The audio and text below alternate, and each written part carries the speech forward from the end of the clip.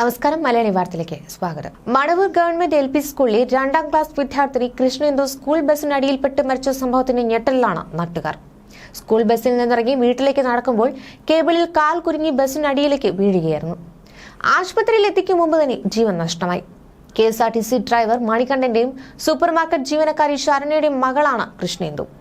School ബസ്സിൽ വീട്ടിലേക്ക് വന്നതാണെന്നും വീട്ടിലേക്ക് കയറുന്ന വഴി റോഡിൽ ഉണ്ടായിരുന്ന കേബിളിൽ കാൽ കുരുങ്ങി വണ്ടിക്ക് അടിയിലേക്ക് വീണതാണെന്നും വല്ലാത്തൊരു ഞെട്ടലിലാണെന്നും നാട്ടുകാരനായ സൈനുലാബ്ദീൻ പറഞ്ഞു. വിവരം അറിയിച്ച ശേഷം കുട്ടിയുടെ അച്ഛൻ വീട്ടിലേക്ക് എത്തിച്ചപ്പോൾ ആശ്വസിപ്പിക്കാനാകാതെ നാട്ടുകാരും ബന്ധുക്കളും കുഴങ്ങി. നെഞ്ചുപൊട്ടിക്കരഞ്ഞാണ് കൃഷ്ണേന്ദുവിന്റെ അച്ഛൻ മണികണ്ഠൻ വീട്ടിലേക്ക് എത്തിയത്. വീടിന് സമീപത്തെ ഇടറോഡിൽ വെച്ചായിരുന്നു അപകടം. ബസ്സിൽ നിന്നും ആയ കുട്ടിയെ ഇറക്കിയിരുന്നു. ഇതിനുശേഷം ബസ് മുന്നോട്ട് എടുക്കുന്നതിനിടയിൽ കൃഷ്ണേന്ദുവിന്റെ കാൽ കേബിളിൽ കുരുങ്ങിയിരിക്കുകയായിരുന്നെന്ന് നാട്ടുകാരൻ പറഞ്ഞു. ഇതോടെ ബസിന്റെ പിൻചക്രത്തിനടിയിലേക്ക് വീണു. കുട്ടിയുടെ തലയിൽ കയറി ഇറങ്ങുകയായിരുന്നു. സമീപത്തുണ്ടായിരുന്ന ഓട്ടോക്കാരൻ അപകടം കണ്ടിരുന്നുവെന്നും സ്ഥലത്ത് ചാനൽ കേബിളിന്റെ പണി നടക്കുന്നുണ്ടായിരുന്നുവെന്നും സൈനുലാബുദ്ദീൻ പറഞ്ഞു.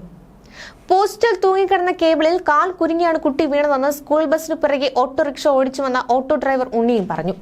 കേബിൾ കുരുങ്ങിയാണ് കുട്ടി വീണതെന്നാണ് ദൃക്സാക്ഷിയായ ഓട്ടോ ഡ്രൈവർ പറഞ്ഞതെന്ന് വാർഡ് മെമ്പർ സന്തോഷ് സ്ഥിരീകരിച്ചു. സ്ഥലത്ത് കേബിളിന്റെ പണി നടക്കുന്നുണ്ടായിരുന്നു. എന്നാൽ ബസ് ഇടിച്ചാണ് കുഞ്ഞ് വീണതെന്നാണ് കേബിൾ ജോലിക്കാരൻ പറഞ്ഞതെന്നും എന്താണെന്ന് പരിശോധിക്കണമെന്നും വാർഡ് മെമ്പർ സന്തോഷ് വ്യക്തമാക്കുകയായിരുന്നു. മടവൂർ ഗവൺമെന്റ് LP സ്കൂളിലെ 2ാം ക്ലാസ് വിദ്യാർത്ഥിനി കൃഷ്ണേന്ദുവിന്റെ വിയോഗം അതീവ ദുഃഖകരമാണെന്ന് വിദ്യാഭ്യാസ മന്ത്രി V ശിവൻകുട്ടിയും പറഞ്ഞു. കുടുംബത്തിന്റെ ദുഃഖത്തിൽ പങ്കുചേരുകയാണ്. അപകടം സംബന്ധിച്ച് അടിയന്തരമായി അന്വേഷിച്ച് റിപ്പോർട്ട് നൽകാൻ പൊതുവിദ്യാഭ്യാസ ഡയറക്ടർ ചുമതലപ്പെടുത്തിയതായും വിദ്യാഭ്യാസ മന്ത്രി പറഞ്ഞു.